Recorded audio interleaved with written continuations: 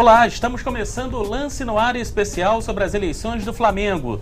E nessa edição especial iremos promover um debate com 2 dos 4 candidatos mais bem colocados nas pesquisas de intenção de voto. São eles Clóvis Sayone, da Chapa Verde, e Plínio Serpa Pinto, da Chapa Rosa. Para ser presidente do Flamengo tem que ter estatura. Estatura o que é? O seu passado dentro do Flamengo, ou publicamente também. Eu sou candidato porque já fui vice-presidente do Flamengo, já fui procurador-geral do Flamengo, já fui vice-presidente de Relações Externas. Quando eu entrei para o Flamengo, em 1965, em 66 eu estava no Maracanã, houve uma rixa no jogo Flamengo-Bangu, o jogador Almir partiu para cima do Bangu, houve aquele quebra-quebra. Quando cheguei em casa, o presidente do Flamengo, na época, Veiga Brito, telefonou e perguntou, eu tinha 27 anos, se eu queria ser o advogado do Flamengo. Fui, ganhei a causa, dali fui ocupar todos esses cargos. Depois tive uma vitória extraordinária. Foi quando o Márcio Braga disse que não cruzaria com o Sport. O Flamengo era campeão brasileiro, seria, e o Sport seria campeão da segunda divisão. É como agora se o Vasco tivesse a obrigação de cruzar com o São Paulo, com o Flamengo, com o Palmeiras, aquele que fosse o campeão. Não cruzou, disse que não cruzasse. A bicha Didi, que era um homem que não gostava do Rio de Janeiro, queria obrigar a jogar. Não jogamos, fomos para o tribunal e ganhamos. Lamentável que os candidatos não venham nessa oportunidade aqui. Porque ganhar uma eleição com telefonemas, pegando o grande sócio do Flamengo, com passado limpo, pedindo para o telefonema pedir voto, isso não traduz a vontade do sócio. Tem que vir aqui, enfrentar, responder perguntas, mostrar a cara. Não é simplesmente com telefonemas, com telegramas, com amizades que se ganha a eleição do Flamengo. Pode até se ganhar, mas é uma eleição falsa. Não traduz a verdade. Enfrente as perguntas dos sócios. Responda a pergunta dos cronistas. Faça o debate com o seu candidato, com o seu adversário aqui, hipoteticamente candidato, porque é um homem vitorioso na vida pública, que vem aqui também, pela mesma estatura que ele tem, se candidatar a presidente do Flamengo. Acho que todos deveriam estar aqui. As desculpas não me convencem. Por isso, eu lamento muito que estarem aqui para não responderem. O Flamengo dá uma enorme demonstração da sua grandeza, com 6 candidatos. Antes de fazer a minha apresentação, lamentar profundamente de que já pela segunda ou terceira vez os candidatos Delaí Dubrovski e Patrícia Amorim não comparecem ao debate. Eu tenho 62 anos de idade, sou sócio do Flamengo desde 1985, sou sócio benemérito, fui vice-presidente de futebol em 95, fui diretor de futebol no tricampeonato no período de 11 meses nesta atual administração, sou membro do Conselho de Administração há 6 anos e há 3 anos presido a Comissão de Finanças do Conselho de Administração. Tenho hoje 2 características: um sucesso na minha vida profissional, uma vida absolutamente reta, uma declaração de imposto de renda que mostra a minha independência financeira e, o que eu julgo mais importante, eu, se presidente do Flamengo for, vou trabalhar em tempo integral. O Flamengo precisa acabar com o presidente chegando às 5 horas da tarde para assinar cheques e ter alguém com mandato eleitoral que ou trai o compromisso com os sócios ou com os seus eleitores. Obrigado, candidato. Tempo encerrado. Vamos às perguntas dos leitores. O Flamengo sempre teve craques feitos em casa. E ultimamente o Flamengo não tem revelado ninguém. O que o candidato pretende fazer com isso?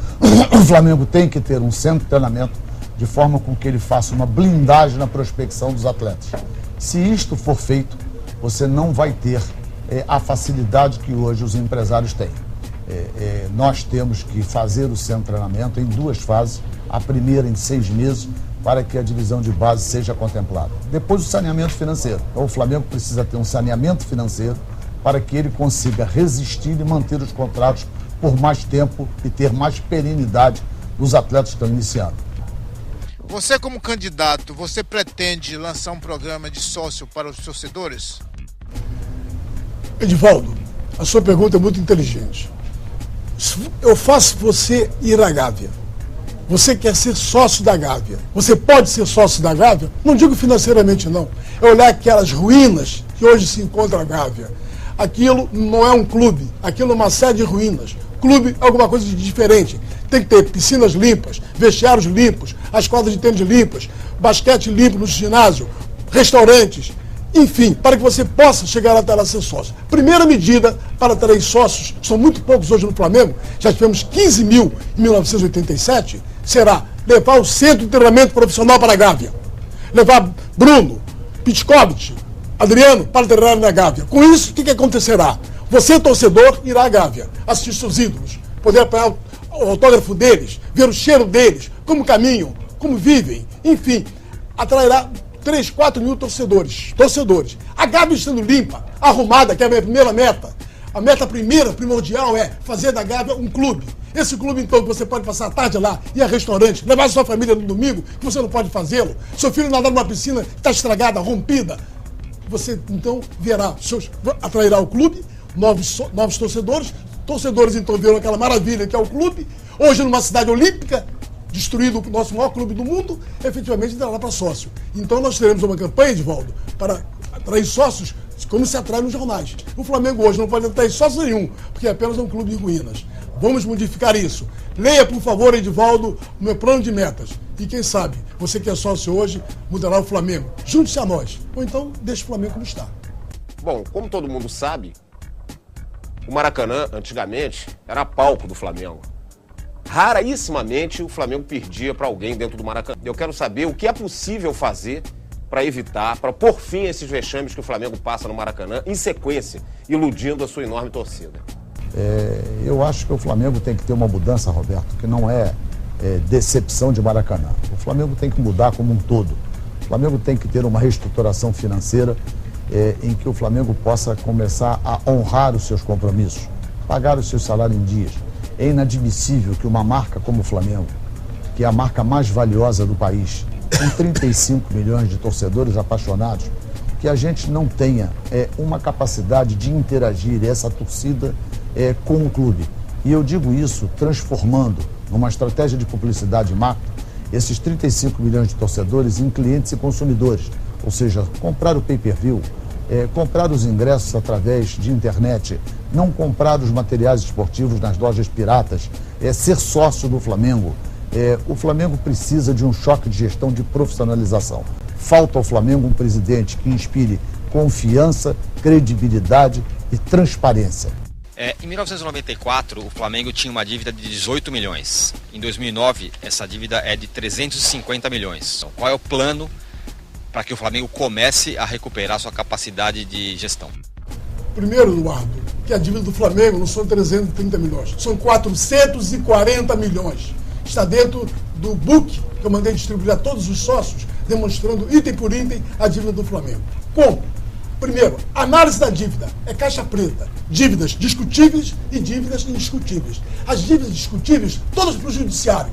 Eu só escolhi 2 nomes para compor a minha chapa. O vice-presidente jurídico e o vice-presidente de finanças. Pessoas importantíssimas.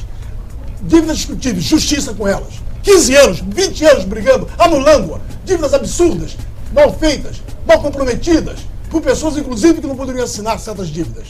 Muito bem, dívidas indiscutíveis. Trago para o Flamengo aquilo que nunca ninguém levou para nenhum clube brasileiro. O vice-presidente do Bradesco.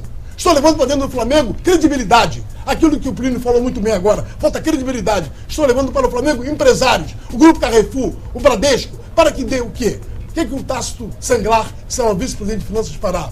Com a credibilidade que ele tem, por trás de um grande banco, extraordinário banco, com quem ele trabalhou 50 anos e agora saiu aposentado obrigatoriamente para poder comprar um banco, ele haverá de discutir com os credores das dívidas indiscutíveis como fazendo para pagar. Agora, o principal é levar investidores para o Flamengo.